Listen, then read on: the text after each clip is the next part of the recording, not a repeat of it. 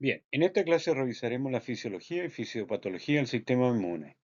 Este tema es fundamental para entender cómo funciona nuestro sistema, principalmente este sistema de defensa ante agentes patógenos y enfermedades. Ahora, el sistema inmune es fundamental para la salud, pero puede presentar alteraciones que se manifiestan en tres formas principales. Primero, los fenómenos de hipersensibilidad, que es la respuesta exagerada a antígenos que provocan daño tisular. Esto puede ocurrir, por ejemplo, en algunas alergias, ¿ya?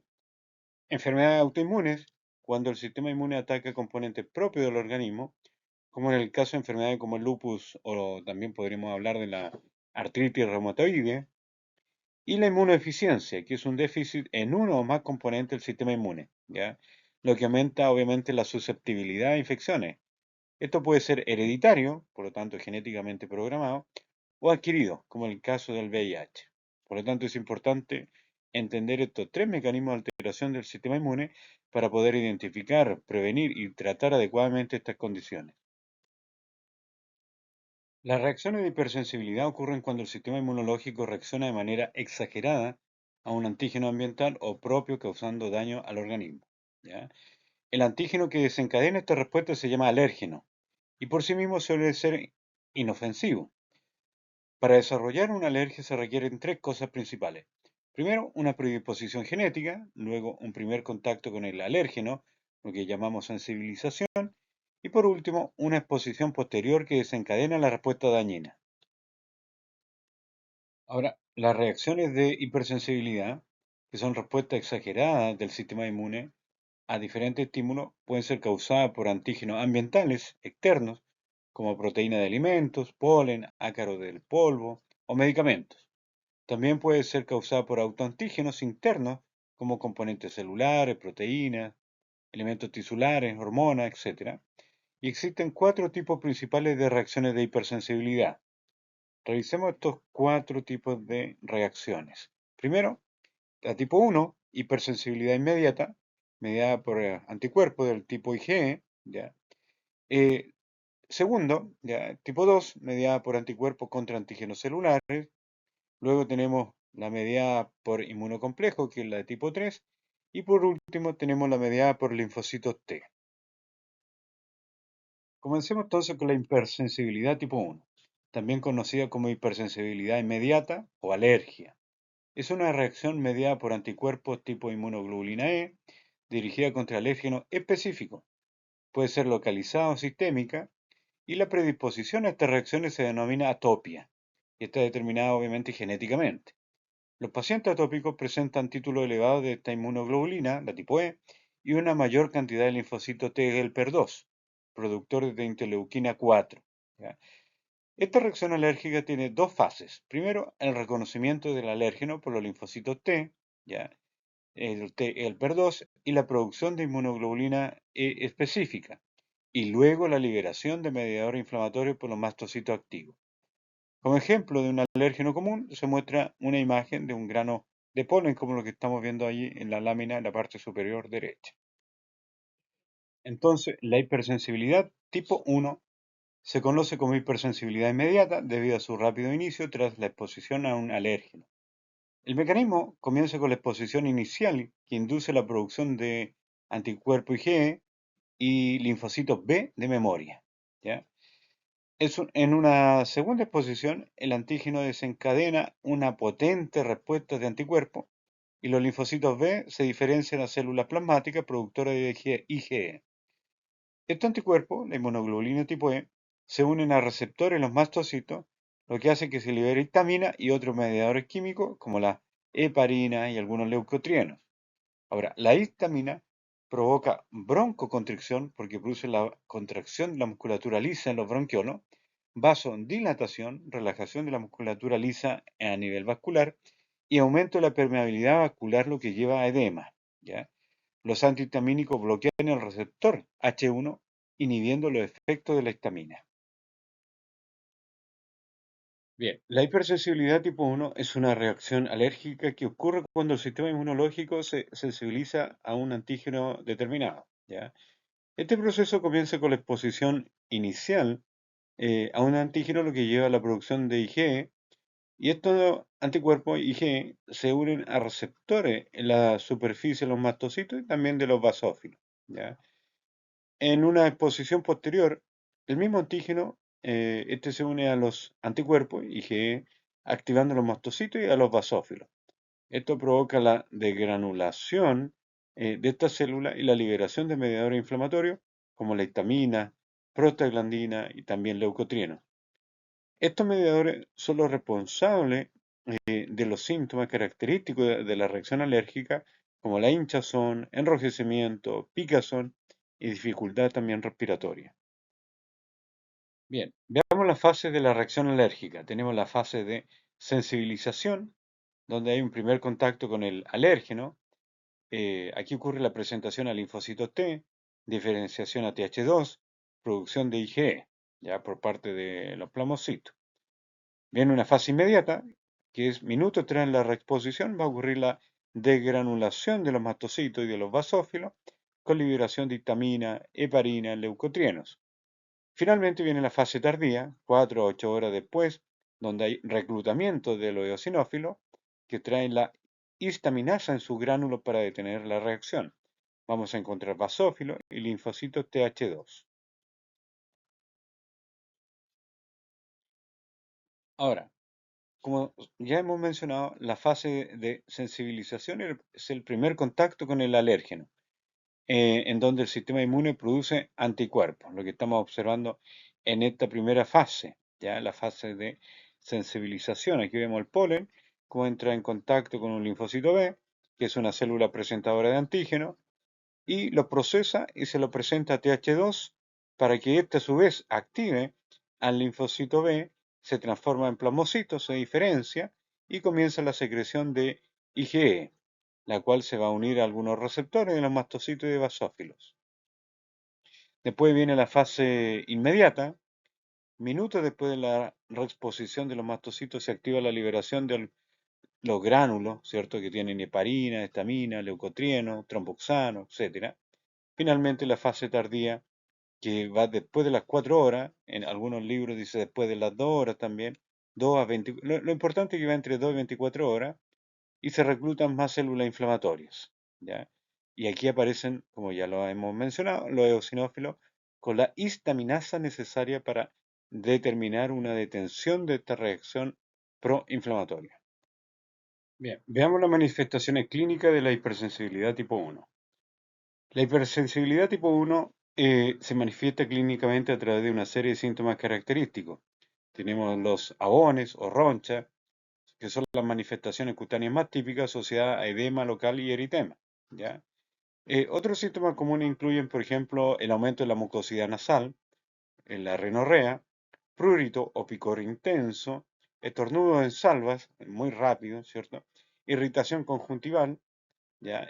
Tos seca persistente en algunos casos, dificultad respiratoria, que la disnea por la broncoconstricción, en donde todos estos síntomas son el resultado de la liberación de mediadores químicos inflamatorios como consecuencia de esta reacción alérgica. Tenemos la hipersensibilidad tipo 2. Se debe a anticuerpos de tipo M o G frente a antígenos extrínsecos o endógenos presentes en superficies celulares, matriz extracelular. Esto puede llevar a 4 mecanismos principales, ¿ya? Primero, la opsonización y fagocitosis celular, donde las células marcadas con anticuerpos son eliminadas por fagocitosis. Hay inflamación tisular, la activación del complemento y el reclutamiento de células inflamatorias. Inhibición de receptores celulares, en donde vemos el bloqueo de la función normal del receptor. Estimulación de receptores celulares, en donde la activación anormal del receptor en ausencia del ligando, y estos mecanismos pueden dar lugar a diversas enfermedades clínicas. Hipersensibilidad tipo 2, opsonización y fagocitosis. Bueno, la hipersensibilidad tipo 2 se produce cuando los anticuerpos se unen a un antígeno en la superficie de la célula, lo que lleva a su destrucción. Vamos a ver algunas formas de llevar este proceso a cabo. Hay tres formas principales en que esto puede ocurrir. Lisis directa por activación del complemento, esa es una posibilidad. Fagocitosis por macrófagos que reconocen los anticuerpos. También podemos tener la lisis por célula NK, mediante citotoxicidad celular dependiente de anticuerpos. ¿Ya? Algunos ejemplos clínicos podríamos nombrar la eritroblastosis fetal por incompatibilidad RH, reacciones transfusionales, anemia hemolítica autoinmune y púrpura trombocitopénica idiopática. Bien, el mecanismo de daño de la hipersensibilidad tipo 2 implica la unión de anticuerpos antígenos presentes en los tejidos. ¿Ya? Esto activa la cascada del complemento, lo que lleva al reclutamiento y activación de células inflamatorias como neutrófilos y macrófagos. Estas células liberan proteasa, especie reactiva al oxígeno también, causando daño tisular y en algunos casos muy significativo. Algunos ejemplos de este tipo de reacción incluyen la vasculitis, mediada por inmunocomplejo, y glomerulopatía autoinmunes. Bien, veamos la hipersensibilidad tipo 2 con un par de ejemplos, como es la miastenia gravis y la enfermedad de Graves. En la miastenia gravis, los anticuerpos bloquean los receptores de acetilcolina en el músculo esquelético, impidiendo la transmisión neuromuscular, lo que resulta en debilidad o parálisis muscular porque el músculo no se ejercita de tal manera que pierde potencial también. En la enfermedad de Graves, los anticuerpos estimulan continuamente los receptores de TSH. ¿Ya? Esto ocurre en las células folliculares tiroideas, incluso en ausencia de TSH. Esto causa hipertiroidismo y bocio. En ambos casos, los anticuerpos alteran la función del receptor sin dañar directamente la célula, cosa que podría ocurrir eventualmente más adelante. Bueno, la hipersensibilidad tipo 3, también conocida como hipersensibilidad mediada por inmunocomplejos, se produce por la formación de complejos antígeno-anticuerpo. Estos están en la circulación y se van a depositar en lugares de filtración, ¿ya? Los antígenos implicados pueden ser exógenos, como microorganismos infecciosos, o endógenos en algunos casos, como antígenos nucleares, ¿ya? Esta reacción suele ser sistémica debido a depósitos de inmunocomplejos circulantes, lo que puede ocurrir por la inoculación de gran cantidad de antígenos exógenos, por ejemplo, la enfermedad del suero, ¿ya? Y la respuesta de anticuerpos frente a antígenos endógenos, como el lupus eritematoso, o la respuesta frente a microorganismos infecciosos, ¿ya? Bien, veamos la patogenia de la hipersensibilidad tipo 3. Primero, los anticuerpos recién sintetizados se unen al antígeno formando complejos circulantes, que llamamos antígeno-anticuerpo. Los complejos antígeno-anticuerpo de tamaño mediano, ¿ya? Tienden a depositarse más en lechos vasculares que filtran, ¿ya? Como el glomérulo renal, membrana sinovial, piel y vaso sanguíneo en general. El depósito de inmunocomplejo activa la cascada de complemento, lo que lleva a inflamación mediada por complemento y reclutamiento también de macrófago y neutrófilo. Se liberan enzimas y mediadores inflamatorios, causando lesión tisular. Hipersensibilidad tipo 4. Bueno, acá en la hipersensibilidad tipo 4, también conocida como hipersensibilidad celular o mediada por linfocitos T, es diferente al otro tipo de hipersensibilidad porque no involucra anticuerpos, sino que linfocitos T antígeno específico. Ahora, los antígenos desencadenantes pueden ser exógenos, como el bacilo de la tuberculosis, metales también pueden ser de contacto con la piel, como el níquel, o endógenos, como los antígenos de la membrana sinovial, en artritis reumatoide. ¿Ya? Existen dos mecanismos principales de hipersensibilidad retardada mediada por el linfocito T, CD4, ¿ya?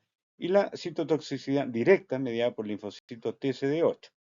Los linfocitos T son protagonistas principales de este tipo de hipersensibilidad, activándose y atacando a las células dianas.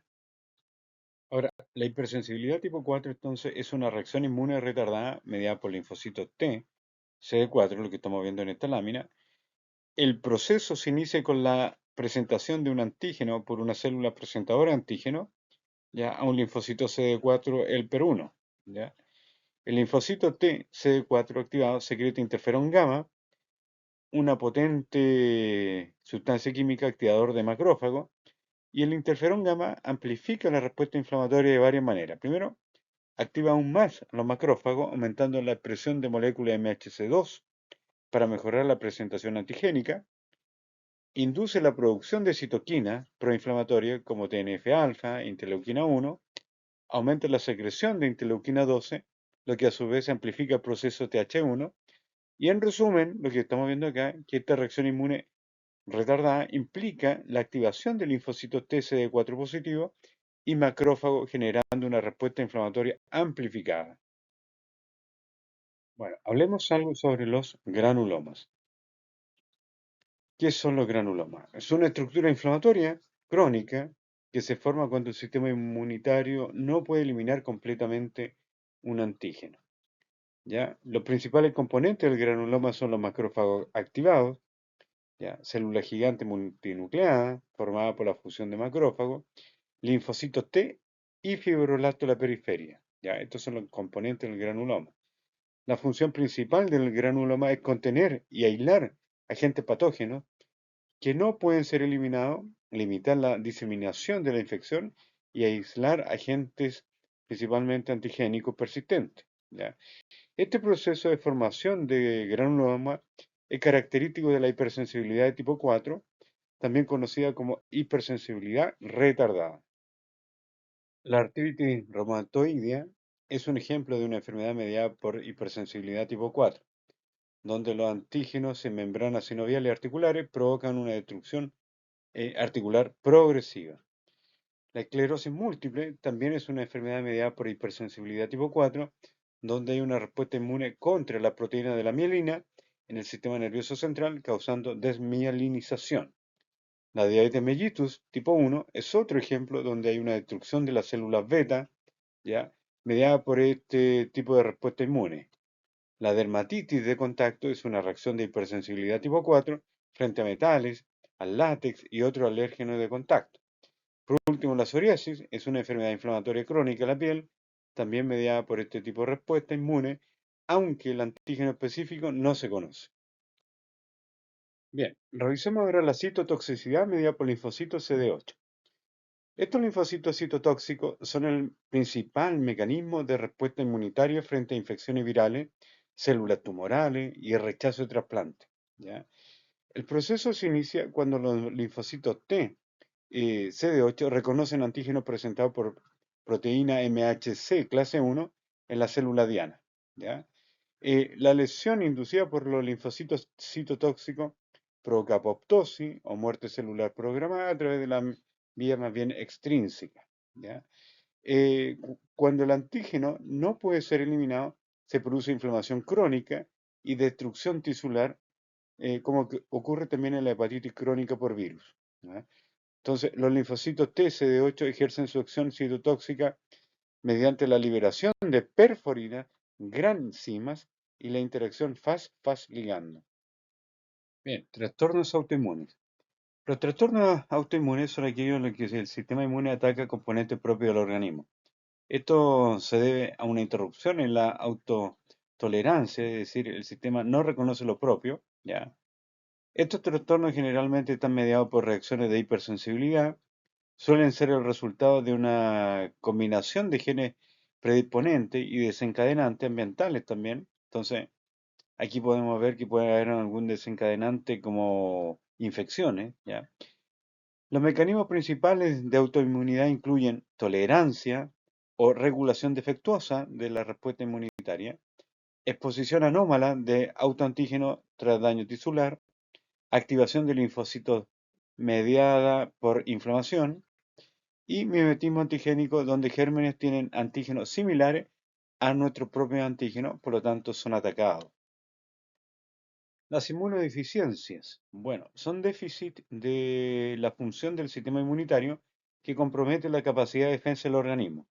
Pueden tener consecuencias clínicas como mayor susceptibilidad a infecciones, mayor gravedad de las infecciones, infecciones por gérmenes atípicos o oportunistas y mayor riesgo de desarrollar neoplasias. Existen dos tipos principales de inmunodeficiencia. La primaria, que son congénitas y causadas por alteración genética, y suelen manifestarse en la infancia, ¿ya? Y la inmunodeficiencia secundaria, que son adquiridas a lo largo de la vida y causadas por enfermedades, medicamentos o en algunos casos factores ambientales, que son mucho más frecuentes. Es importante entender esta diferencia para poder identificar y tratar adecuadamente a los pacientes con inmunodeficiencias. Bueno, comencemos con la inmunodeficiencia primaria. Son enfermedades poco frecuentes, muy específicas, generalmente causadas por una mutación genética. Existen diferentes tipos de inmunodeficiencias primarias Por ejemplo, tenemos déficit de inmunidad innata con defecto en célula fagocítica o el sistema de complemento, déficit de linfocitos T, que causa un déficit en la inmunidad celular y mayor susceptibilidad a infecciones virales, fúngicas y parasitarias. También podría encontrar déficit de linfocitos B, que causan un déficit de inmunoglobulina y mayor susceptibilidad a infecciones bacterianas. Estas representan el 60% de la inmunodeficiencia primaria, pero también en algunos casos más graves tenemos déficits combinados, que afectan tanto la inmunidad celular como humoral y son las formas más graves de inmunodeficiencia. Veamos las consecuencias clínicas de la inmunodeficiencia primaria. Existen diferentes tipos de inmunodeficiencia, cada una con sus propias características y manifestaciones clínicas. Los defectos primarios, por ejemplo el linfocito B, se manifiestan con infecciones bacterianas recurrentes y graves, como en las vías respiratorias, esto es bastante frecuente, urinaria, vía digestiva y también en la piel. ¿Ya? Los defectos primarios de los linfocitos T se asocian a infecciones graves por virus, hongos, protozoos, gérmenes oportunistas. También tenemos los defectos del complemento, ¿ya? Que predisponen a infecciones graves por bacterias encapsuladas y pueden causar alteraciones autoinmunes. ¿Ya? Y también tenemos los defectos de la fagocitosis, como las alteraciones lisosomales. Aquí se presentan como infecciones graves por estafilococo, bacteria gram negativa, así como en algunos casos podemos observar también problemas neurológicos graves. Ahora, en la inmunodeficiencia secundarias se caracterizan por generar un déficit inmunológico más amplio, que afecta buena parte de la respuesta inmunológica. Son consecuencias de enfermedades sistémicas o factores externos en algunos casos, a diferencia de la inmunodeficiencia primaria. Ahora, son mucho más frecuentes que la inmunodeficiencia primaria. Pueden aparecer en cualquier edad, ¿ya? Em, Su gravedad varía según la causa subyacente y pueden ser reversibles si se trata la causa de la inmunodeficiencia. Las principales causas incluyen enfermedades metabólicas, como la diabetes, enfermedad renal crónica, infecciones como el VIH, la tuberculosis, factores iatrogénicos como los corticoides, la quimioterapia también y deficiencias nutricionales. Bueno, el SIDA es causado por un virus que lo llamamos el VIH, es un retrovirus que ataca a las células CD4 del sistema inmunitario principalmente. El VIH tiene características únicas, como la transcriptasa reversa y la integración de su ADN en la célula infectada. Las células CD4, como los linfocitos T helper, son el principal objetivo del VIH, ya que el virus se une a la proteína CD4 para entrar a la célula. ¿Ya? La infección y muerte de las células CD4 debilita gravemente el sistema inmunitario, dejando al paciente vulnerable a infecciones oportunistas. Sin un número adecuado de células T helper, los linfocitos B no pueden producir anticuerpos y los linfocitos T citotóxicos no se activan correctamente. Progresión de la infección por VIH. Bueno, el VIH causa una disminución progresiva de los recuentos de linfocitos T CD4, que son células clave del sistema inmune. Cuando el recuento de CD4 cae por debajo de las 500 células por milímetro cúbico de sangre, empieza a aparecer síntomas de la infección por VIH. Cuando el recuento de CD4 es inferior a 200 células por milímetro cúbico, se desarrolla el SIDA, ¿ya? La etapa más avanzada de la infección por VIH. Las principales manifestaciones clínicas incluyen infecciones recurrentes, pérdida de peso, fatiga, fiebre, ¿ya? Y mayor riesgo de cáncer como el sarcoma de Kaposi. Es importante monitorear el recuento de CD4 para evaluar la progresión de la enfermedad y determinar el momento adecuado para iniciar el tratamiento antirretroviral. Bueno, el SIDA se caracteriza por manifestaciones clínicas oportunistas e infecciones que aprovechan el debilitamiento de nuestro sistema inmune. Las infecciones oportunistas más frecuentes incluyen neumonía por neumocistis, la tuberculosis también, toxoplasmosis cerebral, candidiasis, entre otras. También hay neoplasia asociada al SIDA, como el sarcoma de Kaposi, linfoma no-Hodgkin, cáncer cervical, ya, entre otras. El sarcoma de Kaposi es una neoplasia característica ¿ya? En pacientes con SIDA, que se manifiesta con estas lesiones cutáneas que estamos observando acá. Es importante conocer estas manifestaciones clínicas para poder hacer un diagnóstico temprano y un tratamiento oportuno. Bueno, el SIDA. El VIH fue descrito por primera vez en 1981 y ahora se ha convertido en una pandemia mundial. Es importante diferenciar entre una persona infectada con VIH, que puede o no tener síntomas, y una persona con SIDA que es la fase más avanzada de la infección. El diagnóstico de la infección por VIH se realiza mediante pruebas que detectan anticuerpos contra el virus o determina la presencia del ARN viral en la sangre. Existen tres principales vías de transmisión del VIH: la transmisión sanguínea, la transmisión sexual y la transmisión vertical de madre a hijo. La transmisión sanguínea puede ocurrir a través de transfusiones, el uso compartido de agujas o exposiciones accidentales, como en el caso del personal sanitario, ¿ya? La transmisión sexual se da principalmente a través de relaciones sexuales sin protección, con mayor riesgo en las relaciones anales, ¿ya? La transmisión vertical puede ocurrir durante el embarazo, el parto o a través de la lactancia materna. El VIH se encuentra presente en la sangre, el semen, las secreciones vaginales, la leche materna y el líquido cefalorraquídeo, tanto en forma de linfocitos infectados como de virus libres. Por último, solamente algunas palabras sobre el manejo terapéutico del VIH. Esto se enfoca principalmente en algunos frentes clave para el tratamiento de esta enfermedad, que es la terapia antirretroviral, que son medicamentos que atacan directamente al virus para impedir su replicación; tratamiento de infecciones oportunistas a través de antibióticos, antivirales, antifúngicos, antiparasitarios, etcétera, ¿ya? Manejo de complicaciones de algunas enfermedades, ¿ya? Manejo de complicación y tratamiento de neoplasia y otras consecuencias del deterioro inmunológico. Y la terapia antirretroviral de gran actividad incluye diferentes tipos de medicamentos, como los inhibidores de la transcriptasa reversa, que bloquea la conversión del ARN viral en ADN, impidiendo que se integre al genoma celular; inhibidores de la proteasa, que bloquean enzimas necesarias para el ensamblaje de nuevas partículas virales; y también inhibidores de entrada, que bloquean la fusión del virus con los linfocitos, impidiendo la infección de estos linfocitos.